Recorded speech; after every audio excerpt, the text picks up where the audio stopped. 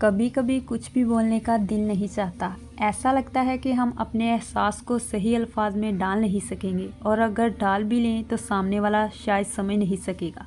इसीलिए खामोशी का सहारा लिए मुस्कुरा के जीते रहते हैं। इंसान जब ज़िंदगी के इम्तिहानों से गुज़र कर पत्थर हो जाता है तो कोई दिल दुखा भी दे तो बुरा नहीं लगता।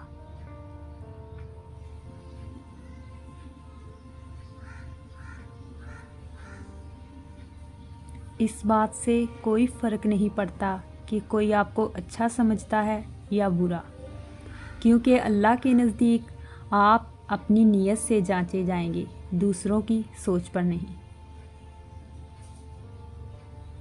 सुकून की तलाश में हो, सजदों में रोया करो।